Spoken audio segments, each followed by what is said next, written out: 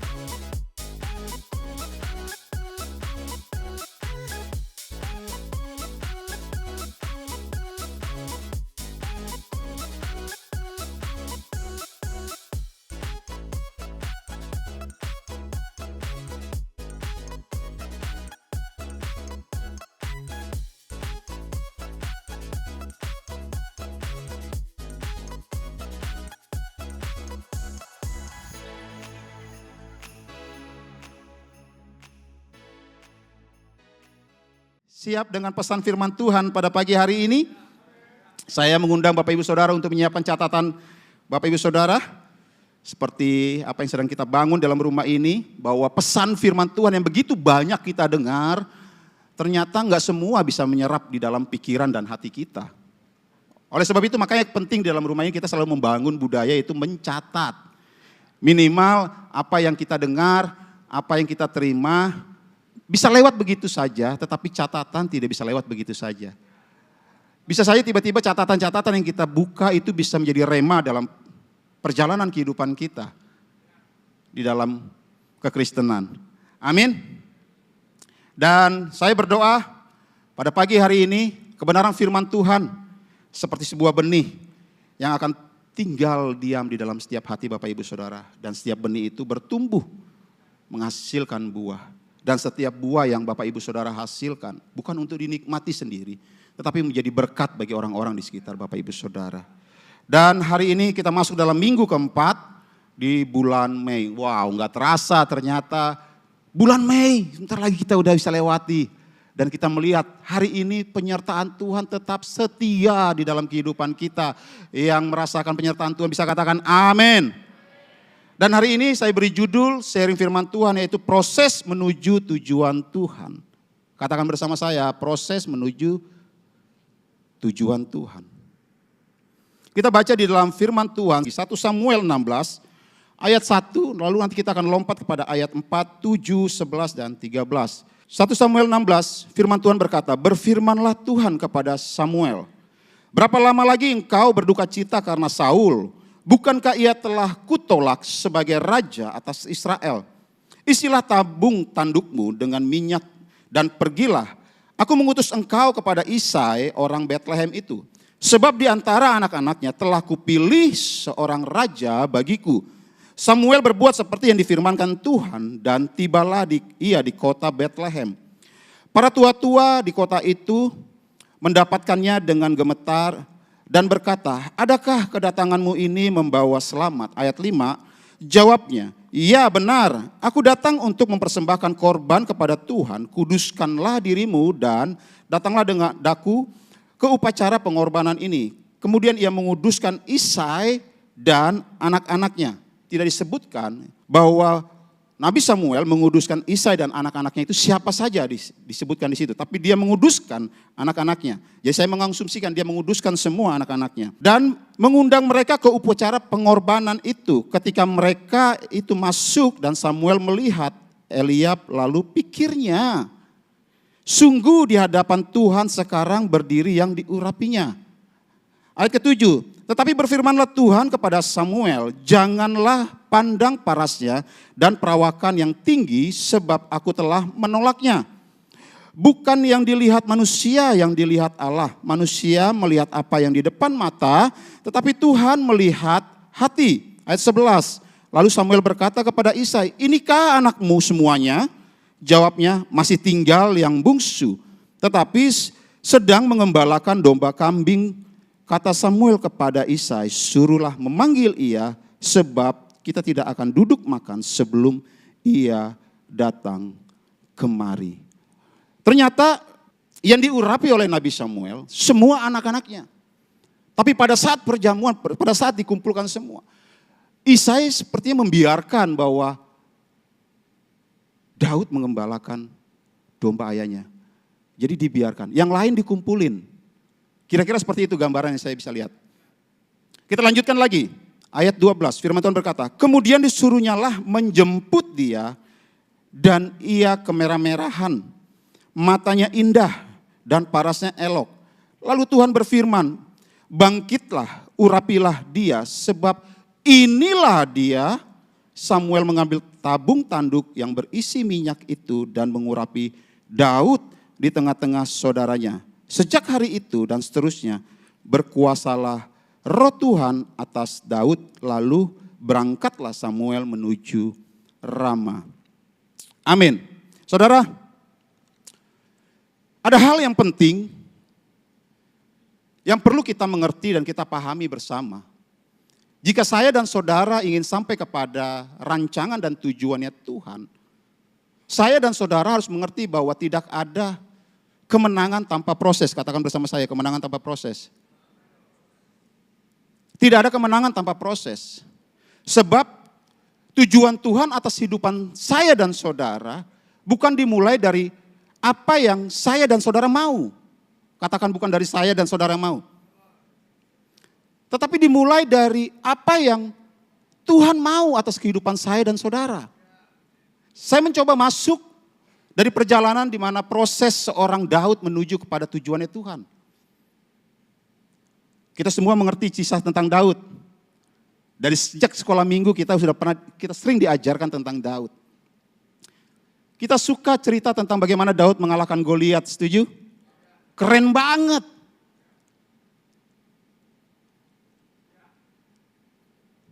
Kita suka mendengar waktu Daud menjadi raja. Wow. Luar biasa banget gitu ya. Dan sepertinya kita juga rindu mengalami apa yang Daud alami di posisi sebagai raja.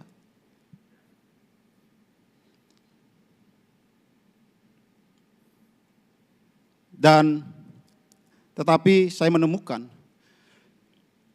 di balik kemenangan Daud, di balik posisi Daud menerima sebagai raja, ada proses yang Tuhan bentuk hidup Daud. Sebelum Daud menjadi raja, dia harus melewati berbagai macam proses yang Tuhan izinkan di dalam kehidupannya. Bahkan dia nggak dianggap dan dia dilupakan oleh orang tuanya Isai. Dia seperti diabaikan begitu aja. Enggak berhenti sampai di situ. Bagaimana Daud dikejar-kejar oleh Saul. Saul berusaha menyakiti Daud. Dan saya percaya hari ini kita semua rindu masuk ke dalam tujuan dan rancangannya Tuhan. Yang mau katakan amin. Tetapi apakah kita siap masuk di dalam prosesnya Tuhan? Untuk menuju sampai kepada tujuan yang Tuhan tetapkan dalam kehidupan kita. Saudara boleh catat ini. Kekristenan yang sejati tidak berhenti sampai pada fase kita percaya saja. Tetapi kekristenan yang sejati adalah waktu kita terus berjalan bersama Tuhan. Melewati proses bersama Tuhan. Dan bergerak maju menggenapi tujuan dalam hidup kita. Percaya kepada Kristus itu satu hal. Tapi untuk masuk sampai kepada tujuan Tuhan, itu adalah satu hal yang berbeda. Kekristenan yang sejati enggak membuat kita berhenti kepada sampai percaya saja, tapi kita diproses berjalan bersama dengan tujuan Tuhan sampai kepada penggenapan tujuan yang Tuhan tetapkan dalam kehidupan kita. Amin. Satu kali ada seorang berkata kepada saya tanya sama dia, sahabat lama saya bilang, bagaimana kabar kamu? Wah, baik, puji Tuhan. Saya lihat kamu makin sehat. Ya, bersyukurlah. Tuhan menyertai dan memberkati saya. Lalu saya tanya, bagaimana hubungan kamu sama Tuhan? Jawabannya adalah, saya mempertahankan iman saya. Wow. Saya bilang that's good. Itu bagus. Saya apresiasi dia. Saya bilang terus maju ya, pertahankan iman. The next step-nya saya bilang, apa yang harus kamu lakukan? Enggak, saya mempertahankan iman saya. Saya bilang sama dia, kekristenan yang sejati tidak bertahan untuk hidup. Kekristenan yang sejati itu kamu dibawa daripada satu kemenangan kepada kemenangan-kemenangan yang lain. Kalau hari ini kamu menang, kamu mempertahankan imanmu, kamu percaya kepada Kristus. Tapi ada hal lain yang mau Tuhan kerjakan dalam hidupanmu. Bagaimana karaktermu dibentuk, bagaimana hatimu diubahkan, itu menentukan apakah kamu mau bergerak maju bersama, berjalan bersama dengan Tuhan.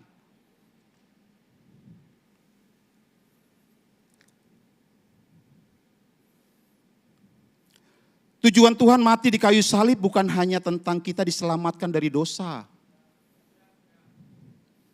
Tetapi tentang bagaimana saudara dan saya dipakai menjadi dampak bagi tujuan Tuhan itu sendiri. Di dalam keluarga saudara, dalam pekerjaan saudara, di dalam komunitas saudara, tempat di mana saudara tinggal, dan menjadi berkat bagi bangsa ini. Yang mau katakan amin.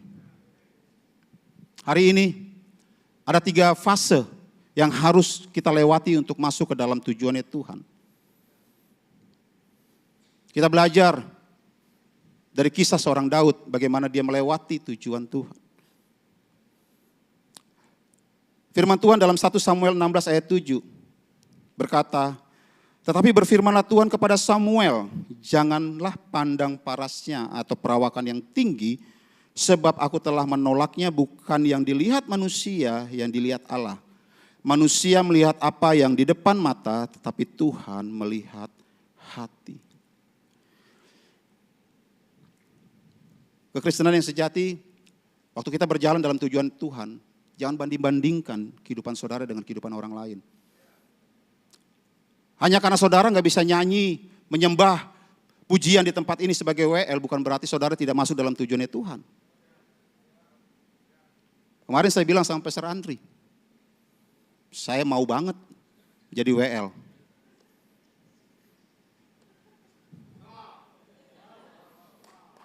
Wow. Dan saya sepakat dengan Pastor Thomas. Sejak penolakan kita masuk kepada yang kita pikir itu masuk dalam tujuannya Tuhan, kita melayani, harus menjadi WL. Saya sepakat dengan Pastor Thomas. Kita jangan menyerah untuk latihannya. Sedikit joke buat saudara supaya saudara tidak tegang. Tapi tahukah saudara bahwa untuk sampai kepada tujuan Tuhan, saudara nggak harus ada di atas mimbar.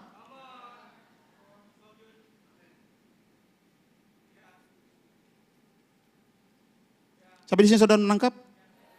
Karena Tuhan nggak melihat talenta saudara untuk masuk kepada tujuan Tuhan. Tuhan sudah kasih talenta setiap kita masing-masing. Pribadi lepas pribadi. Kenali talenta saudara. Kenali karunia yang Tuhan tetapkan dalam kehidupan saudara. Jangan paksakan karunia orang yang bisa WL, saudara nggak bisa WL, saudara paksain. Jangan contoh saya sedikit memaksa. Tapi sampai hari ini saya bertobat. Pastor Andi, saya bertobat, Pastor. Firman Tuhan selanjutnya saya bacakan bagi saudara. 1 Samuel 16 ayat 11 sampai 12. Lalu Samuel berkata kepada Isai, "Inikah anakmu semuanya?" Jawabnya, "Masih tinggal yang bungsu, tetapi sedang mengembalakan kambing domba." Kata Samuel kepada Isai, "Suruhlah memanggil dia, sebab kita tidak akan duduk makan sebelum ia datang kemari." Ayat 12, kemudian disuruhnyalah menjemput dia, dan kemerah-merahan matanya ia indah dan parasnya elok. Lalu Tuhan berfirman, "Bangkitlah, urapilah dia, sebab inilah dia." Sebelum Daud menjadi raja, sebelum Daud mengalahkan Goliat, bahkan sebelum Daud dikenal oleh banyak orang, terlebih dahulu Daud dipilih oleh Tuhan. Menariknya, ketika Nabi Samuel datang ke rumah Isai, Daud itu enggak masuk dalam catatan Isai bahwa dia akan dipilih dan diurapi oleh Nabi Samuel. Yang di dalam pikiran Isai adalah kakak-kakaknya yang sudah terlatih berperang, perawakan yang gagah, perkasa, berpengalaman, berpenampilan, meyakinkan. Tetapi Tuhan berkata bahwa manusia melihat apa yang di depan mata, tetapi Tuhan melihat hati. Apa artinya? Jangan rendah hati kalau saudara tidak dianggap oleh orang lain. Jangan rendah diri kalau saudara tidak dianggap oleh orang lain. Tetaplah rendah hati sekalipun saudara tidak dianggap oleh orang lain.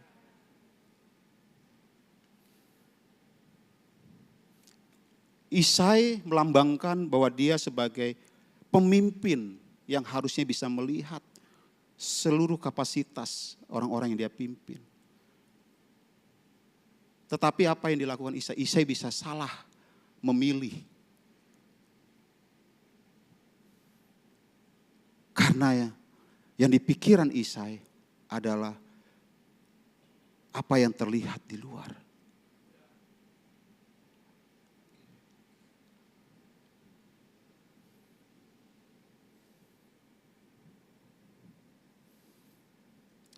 Tuhan seringkali melihat sesuatu yang tidak dilihat oleh manusia. Tetapi manusia seringkali melihat apa yang dari luar. Manusia suka melihat kemampuan seseorang. Manusia suka melihat pengalaman seseorang. Saya nggak bilang pengalaman nggak penting. Saya bilang kita nggak boleh memperbesar kemampuan kita, kapasitas kita. Tapi bukan itu ukuran yang terutama dalam setiap panggilan kita untuk masuk kepada tujuannya Tuhan. Manusia sering melihat kapasitas dari luar, tetapi Tuhan melihat yang dari dalam. Daud dipilih bukan karena dia kuat, bukan karena dia hebat, bukan karena dia paling berpengalaman di antara kakak-kakaknya. Daud dipilih karena hatinya berkenan di hadapan Tuhan.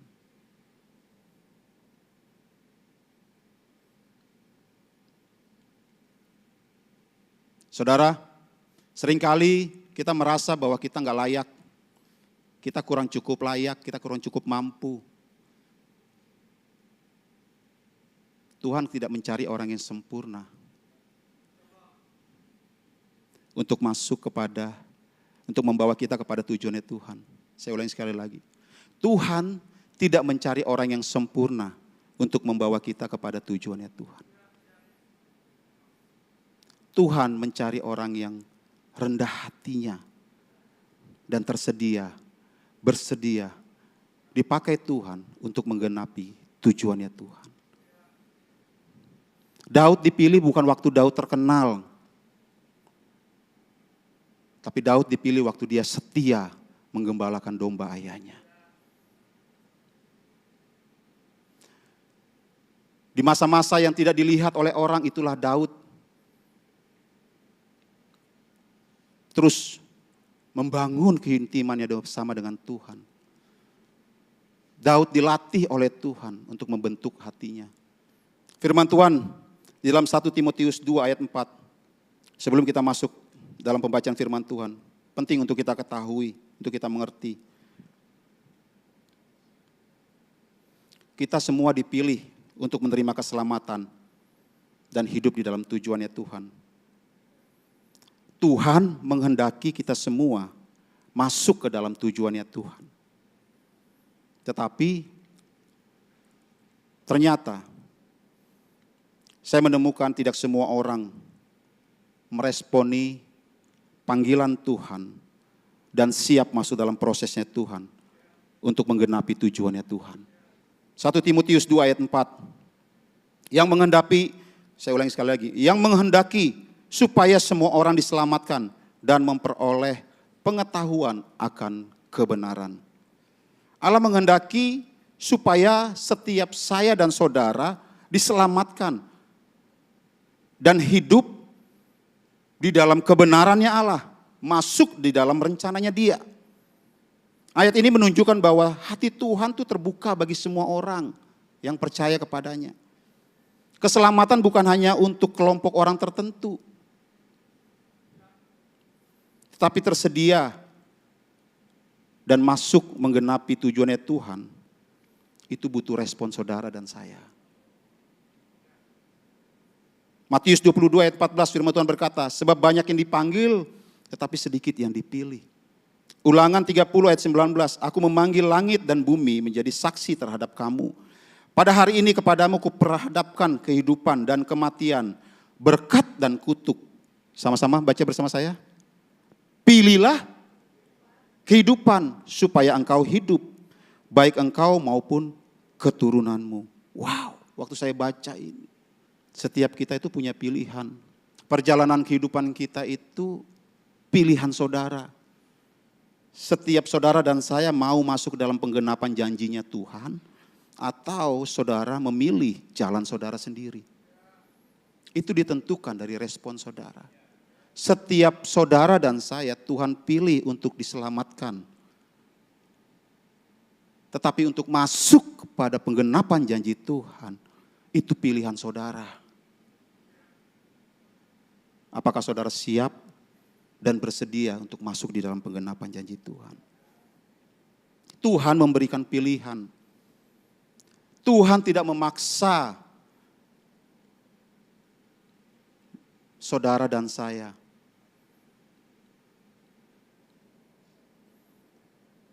Tuhan menghendaki setiap kehidupan saudara dan saya untuk masuk di dalam rencana Tuhan. Tapi kembali lagi, saudara dan saya punya pilihan.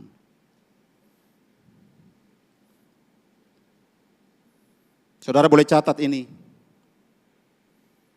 Keselamatan adalah anugerah yang diberikan kepada semua orang yang percaya. Tetapi menggenapi tujuan Tuhan membutuhkan ketaatan dan kesediaan saudara dan saya untuk diproses. Saya ulangi sekali lagi. Keselamatan adalah anugerah yang diberikan kepada saudara dan saya bagi yang percaya kepadanya. Tetapi untuk menggenapi tujuan Tuhan membutuhkan ketaatan, kesetiaan, dan ketersediaan saudara dan saya untuk diproses Tuhan. Anugerah keselamatan diberikan kepada setiap orang yang percaya kepadanya. Bisa katakan amin? Tetapi hanya mereka yang mau taat dan mau setia dan terus berjalan bersama Tuhan yang akan sampai kepada tujuan yang Tuhan tetapkan di dalam kehidupan setiap orang percaya. Amin. Tadi kembali saya cerita di awal, saya ketemu sahabat saya lihat kehidupannya begitu diberkati Tuhan. Saya tanya, bagaimana kehidupan kamu secara rohani?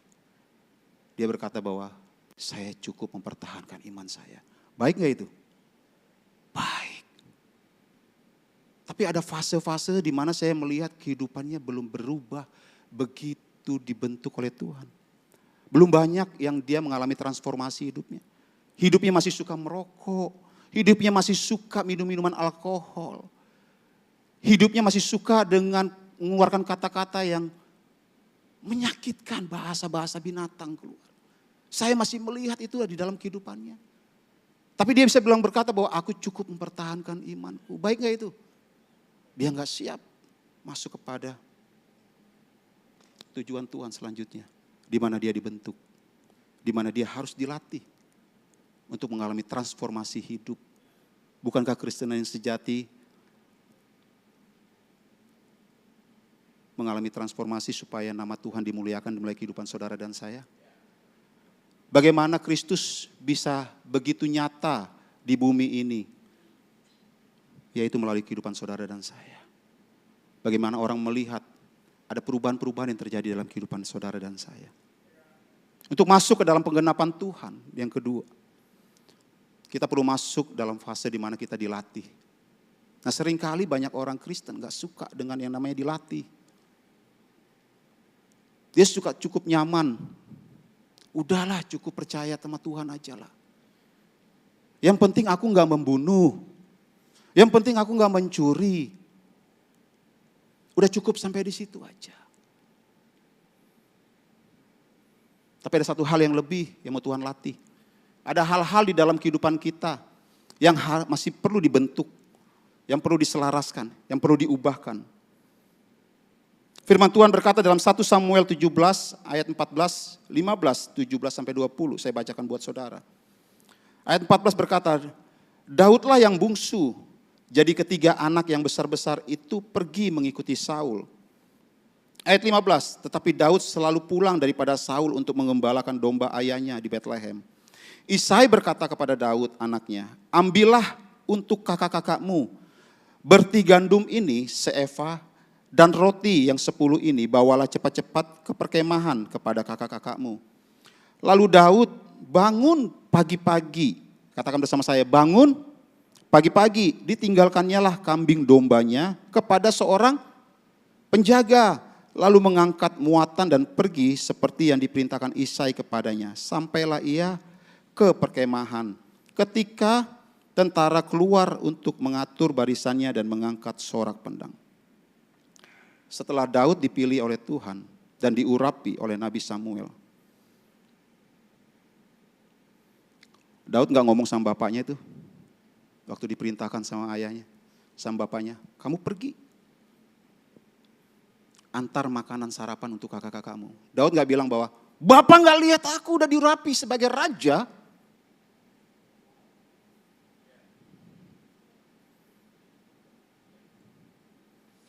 Aku ini raja loh. Yang harusnya memerintah, bukan diperintah. Daud gak ngomong gitu sama bapaknya. Tapi Daud melakukan apa? Pagi-pagi benar.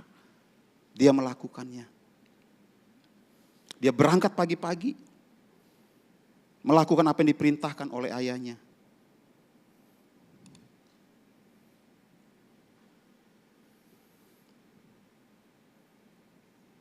Daud tidak langsung menjadi raja setelah dia diurapi. Daud diurapi, dipersiapkan untuk menjadi raja.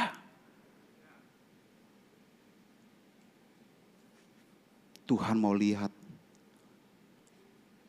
Dan Tuhan mau bentuk hati Daud. Inilah ada bagian yang paling sering kali tidak disukai oleh orang. Waktu hidupnya dibentuk dan dilatih. Banyak orang melihat bahwa aku cukup jadi orang percaya. Perubahan karakterku enggak perlu. Tapi Tuhan mau kehidupan kita sebagai orang percaya melahirkan karakter-karakter ilahi. Amin. Saudara boleh catat ini. Tuhan tidak hanya sedang mempersiapkan tujuan bagi saya dan saudara. Tapi Tuhan juga mempersiapkan saya dan saudara bagi tujuan Tuhan. Sebelum Tuhan membawa saudara kepada tujuannya, Tuhan terlebih dahulu membangun karakter saudara dan saya. Sebelum Tuhan memberkati saya dan saudara, Tuhan terlebih dahulu membentuk hati saya dan saudara. Karena urapan tanpa karakter yang baik dan kerendahan hati kita adalah sesuatu hal yang berbahaya bagi saya dan saudara.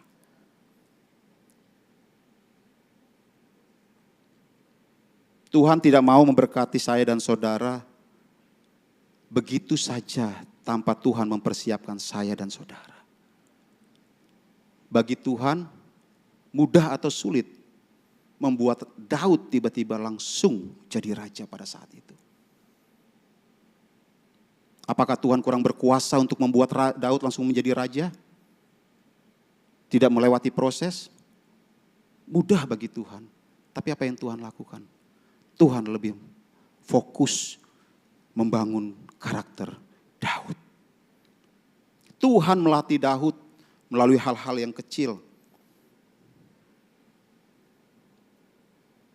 1 Samuel 17 ayat 22 sampai 24 berkata, lalu Daud menurunkan barang-barangnya dan meninggalkan di tengah penjaga barang-barang tentara.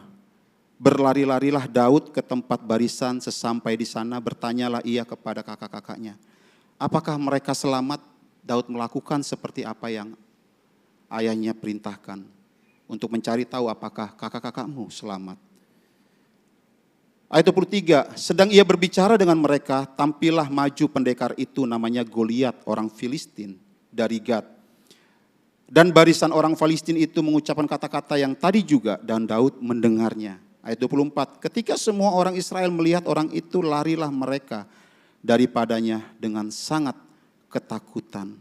1 Samuel 17 ayat 26, nanti saya akan lompat 28 lalu ayat seterusnya. Ayat 26, lalu berkatalah Daud kepada orang-orang yang berdiri di dekatnya, apakah yang akan dilakukan kepada orang yang mengalahkan orang Filistin ini dan menghindarkan cemooh dari Israel? Siapakah orang Filistin yang tak bersunat ini sampai ia berani mencemooh barisan daripada Allah yang hidup?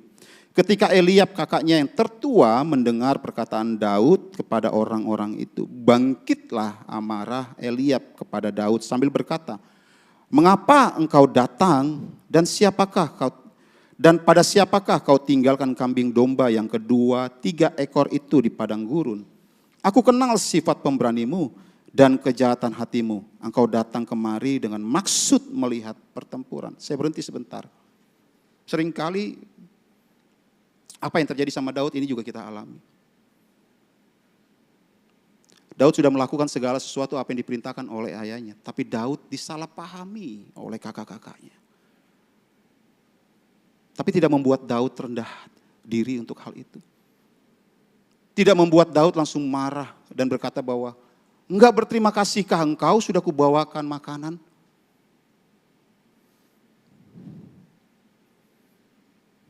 Saya baca ayat selanjutnya. Berkatalah Daud kepada Saul, janganlah seseorang menjadi tawar hati karena dia, hambamu ini, akan pergi melawan orang Filistin itu. Tetapi Saul berkata kepada Daud, tidak mungkin engkau dapat menghadapi orang Filistin itu untuk melawan dia, sebab engkau masih muda. Sejak dari muda, dari masa mudanya telah menjadi prajurit. Ayat 34. Tetapi Daud berkata kepada Saul, hambamu ini bisa mengembalakan kambing domba ayahnya. Apabila datang singa atau beruang yang menerkam seekor domba dari kawanannya. Ayat 1 Samuel 17 ayat 37 berkata, pula kata Daud, Tuhan yang telah melepaskan aku dari cakar singa dan dari cakar beruang dan juga akan melepaskan aku dari tangan orang Filistin itu. Ketika Goliat muncul, seluruh tentara Israel ketakutan. Saul yang seharusnya memimpin peperangan justru kehilangan keberaniannya. Tetapi Daud pada saat itu dengan keyakinan dan keteguhan hatinya yang berada di situ berani berkata, Tuhan yang telah melepaskan aku dari cakar singa, dari cakar beruang, dan juga akan melepaskan aku dari tangan orang Filistin ini. Apa sih yang membuat Daud bisa berani berkata seperti itu? Karena keberanian Daud tidak dibangun dari medan perang. Dia melihat siapa yang bersama-sama dengan dia.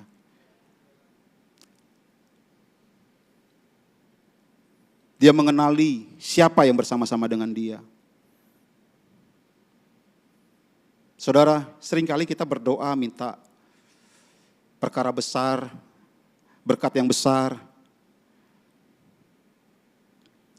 Bukan Tuhan kurang mampu memberkati kita. Tapi Tuhan lebih rindu melihat kita bagaimana kita bisa mengelola berkat yang Tuhan siapkan untuk saudara dan saya. Apa yang saya pelajari sih dari sini setelah ini? Kemenangan Daud itu bukan mengalahkan Goliat. Kemenangan Daud sampai kepada tujuan Tuhan bukan mengalahkan Goliat. Dari kisah Daud, Goliat hanya muncul sekali. Setelah Daud melewati Goliat, yang sering muncul adalah nama Saul. Ujian terbesar Daud untuk masuk sampai pada tujuan Tuhan bukan mengalahkan Goliat, tapi menjaga hatinya.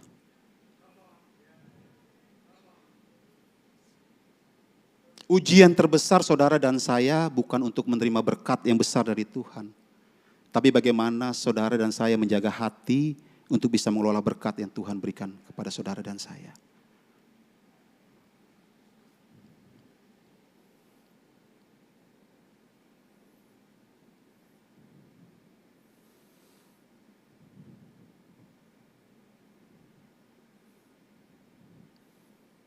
Dari cerita Daud mengalahkan Goliat, menariknya saya menemukan tadi saya sampaikan, Goliat itu hanya muncul sekali dalam proses perjalanan Daud. Nama Saul lebih sering muncul daripada nama Goliat.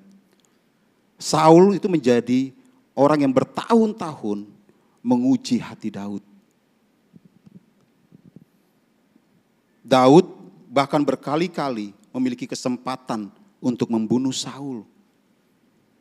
Dalam 1 Samuel 24 ayat 5-7 berkata, lalu berkatalah orang-orang kepada Daud, telah tiba yang dikatakan Tuhan kepadamu, sesungguhnya aku menyerahkan musuhmu ke dalam tanganmu, maka perbuatlah kepadanya apa yang kau pandang baik. Maka Daud bangun lalu memotong puncak jubah Saul dengan diam-diam. Ayat 7, lalu berkatalah ia kepada orang-orangnya, dijauhkan Tuhanlah kiranya daripadaku untuk melakukan hal yang demikian kepada tuanku, kepada orang-orang yang diurapi Tuhan, yakni menjamah dia, sebab dialah yang diurapi Tuhan. Daud ngerti bagaimana menghormati orang yang diurapi Tuhan. Saudara boleh catat ini, kalau Tuhan yang memilih dan mengangkat saya dan saudara tidak perlu menjatuhkan orang lain untuk sampai kepada tujuan Tuhan. Kalau saudara dan saya ngerti bahwa saya dan saudara dipilih untuk Tuhan, untuk menerima berkat yang Tuhan berikan dalam kehidupan saya, untuk menerima promosi yang Tuhan berikan dalam kehidupan saya dan saudara. Saya dan saudara tidak perlu berusaha menjatuhkan orang lain untuk saudara merebut kemenangan itu. Karakter sejati Daud terlihat bukan saat Daud mengalahkan Goliat, tetapi saat Daud memiliki kesempatan membalas, namun Daud memilih untuk tetap taat kepada Tuhan. Dan Daud ngerti bahwa ini adalah orang yang diurapi oleh Tuhan. Sebab Daud percaya bahwa waktunya Tuhan jauh lebih penting daripada ambisi Daud sendiri untuk mengalahkan Saul. Ia lebih memilih menunggu waktunya Tuhan bekerja atas kehidupannya daripada memilih waktu dan kesempatan yang ada di depan dia. Dari kisah ini apa yang mau Tuhan kerjakan, yang mau Tuhan ajarkan dalam kehidupan saya dan saudara? Tuhan sedang melatih perjalanan iman saudara untuk tetap sabar sampai Tuhan menggenapi janji dalam kehidupan saudara dan saya. Tuhan sedang melatih kerendahan hati saudara dan saya, integritas saudara dan saya untuk masuk kepada tujuan Tuhan. Seringkali kita berpikir bahwa proses yang tidak nyaman adalah hukuman dari Tuhan. Padahal seringkali Tuhan izinkan proses itu terjadi dalam kehidupan saya dan saudara adalah untuk melatih otot dan keteguhan iman saudara dan saya. Apa yang sedang saudara hadapi hari-hari ini? Saya nggak tahu. Ini mungkin sebuah pesan dari Tuhan untuk saudara dan saya. Maukah saudara dilatih oleh Tuhan? Pesan firman Tuhan hari ini bisa jadi adalah Tuhan sedang berbicara dalam kehidupan saudara. Apakah saudara siap masuk kepada penggenapan janji Tuhan?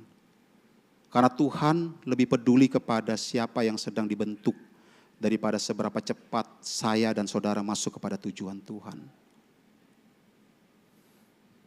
Sebab pada akhirnya bukan siapa yang paling berbakat yang akan sampai kepada tujuan Tuhan, tetapi siapa yang tetap taat, setia, melewati setiap proses di dalam kehidupan saya dan saudara. Tuhan tidak hanya ingin membawa kita sampai kepada tujuannya, tapi Tuhan juga ingin memastikan bahwa saya dan saudara sampai kepada tujuan Tuhan. Amin. Fase yang ketiga untuk kita bisa masuk kepada tujuannya Tuhan, yaitu diutus.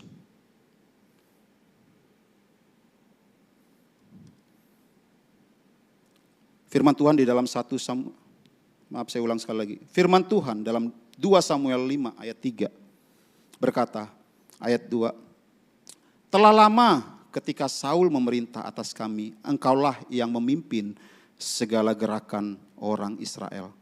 Dan Tuhan telah berfirman kepadamu, engkaulah yang harus mengembalakan umatku Israel, dan engkaulah yang menjadi raja atas Israel. Maka datanglah semua tua-tua Israel menghadap Raja Hebron. Lalu Raja Daud mengadakan perjanjian dengan mereka di Hebron di hadapan Tuhan. Kemudian mereka mengurapi Daud untuk menjadi raja atas Israel. Ayat 4, Daud berumur 30 tahun pada waktu ia menjadi raja. 40 tahun lamanya ia memerintah. Daud tidak berusaha untuk merebut tahta Saul supaya dia bisa menjadi raja.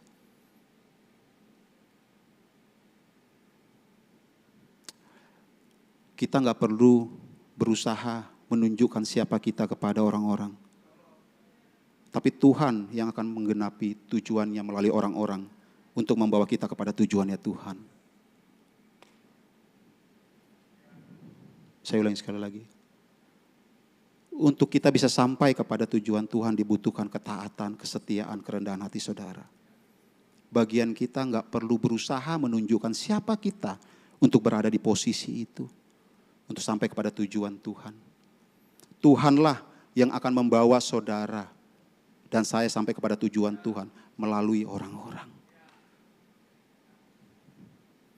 Daud tidak menunjukkan bahwa aku layak menjadi raja atas Israel.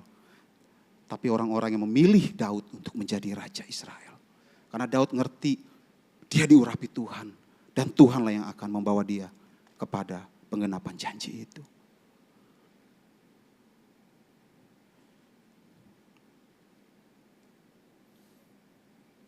Kita perlu belajar menunggu sampai waktunya Tuhan tiba atas kehidupan saudara dan saya. Jangan berusaha memaksakan kehendak saudara dan saya. Jangan berjalan sendiri untuk masuk ke dalam tujuan Tuhan. Sebab ketika waktunya tiba, Tuhan sendirilah yang akan membuka jalan bagi saya dan saudara untuk masuk kepada tujuannya Tuhan. Yang percaya katakan amin. Sebagai penutup, ada satu izinkan saya untuk menceritakan tentang perjalanan kehidupan saya sama saudara. Kesaksian bagi saya, bagi sama saudara, bagaimana saya bisa ada sampai hari ini. Nanti ada satu lagu yang akan kita nyanyikan, Kau Tuhan Penolongku. Lagu itu sungguh sangat memberkati saya.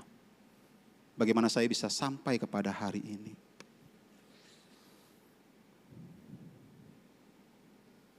Saya setiap kali khotbah paling jarang memberikan kesaksian. Tapi hari ini izinkan saya untuk memberikan kesaksian kehidupan saya. Dan sebenarnya kesaksian ini enggak sedang saya persiapkan. Tapi enggak entah kenapa waktu tadi menyembah melalui lagu Kau Tuhan Penolongku, tiba-tiba Tuhan ingatkan perjalanan kehidupan saya. Dan saya digerakkan untuk memberitakan kesaksian ini kepada saudara hari ini.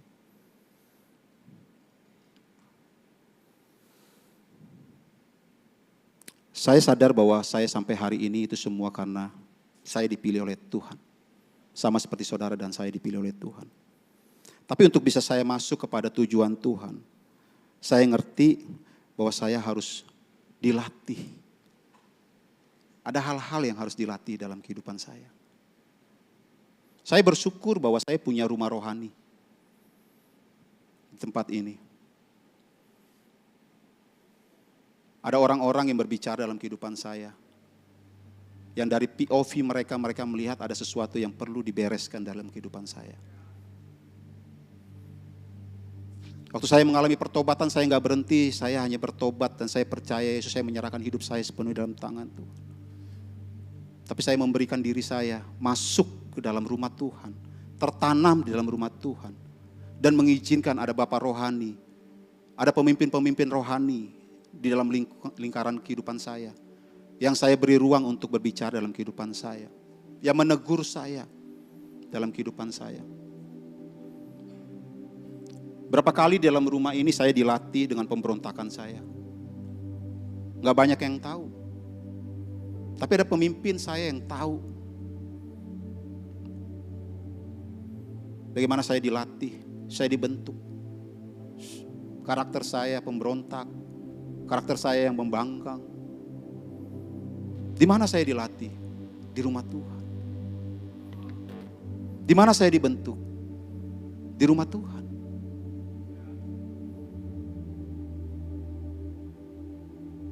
Sampai akhirnya saya dipersiapkan Tuhan. Saya nggak nyangka. Saya nggak berpikir.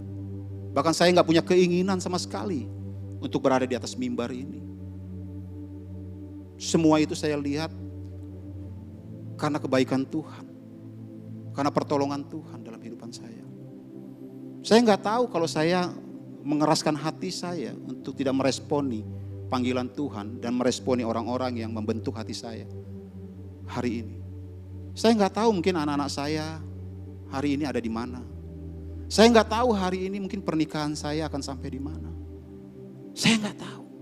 Kalau saya boleh jujur, sebelum saya tertanam dalam rumah ini, setiap kali kami bertengkar, setiap kali kami tension di dalam pernikahan, selalu ada kata cerai yang kami keluarkan, lontarkan dalam kehidupan kami. Berapa sering anak-anak kami mendengar hal-hal itu. Mereka gak berani ngomong. Mereka simpan dalam hati mereka, mereka menangis, mereka takut. Jangan sampai benar-benar terjadi itu dalam kehidupan pernikahan ayah saya sama ibu saya. Karena background masa lalu saya melihat orang tua saya broken home. Orang tua istri saya juga broken home. Saya melihat ada suatu gambar di mana bahwa perceraian itu adalah hal yang normal. Jadi berkata cerai itu adalah sesuatu yang biasa buat saya. Sampai saya mengerti bahwa ada sesuatu yang Tuhan kerjakan dalam kehidupan saya dan saudara. Sama istri saya. Berapa kali pemimpin saya di tempat ini, saya nggak tahu. Mereka berdoa buat saya, berlutut buat saya. Mereka banyak berkata-kata nasihat-nasihat yang mereka sampaikan pada saya. Mereka nggak menyerah, membentuk dan melatih saya sampai hari ini. Dan saya bersyukur, saya bisa ada di dalam rumah ini. Bagaimana rumah ini menjunjung tinggi pernikahan yang sehat, bukan pernikahan yang sempurna. Sebab di antara kita nggak ada pernikahan yang sempurna, tapi ada pernikahan yang sehat. Bagaimana supaya pernikahan yang sehat itu terbangun? Masuk kepada fase di mana saudara dan saya siap dilatih. Izinkan orang-orang mengutus. Izinkan orang-orang menegur saudara, menasihati saudara. Itu ada di mana? Di di dalam gereja, dalam komunitas-komunitas rohani, di dalam home.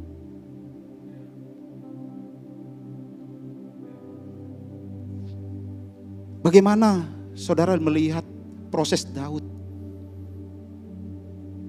Daud punya kesempatan untuk membunuh Saul. Tapi Daud ngerti kalau dia ada di dalam otoritas. Dia sedang berada dalam otoritasnya Tuhan. Dia gak mau pakai kekuatan dia untuk memuaskan keinginan dagingnya.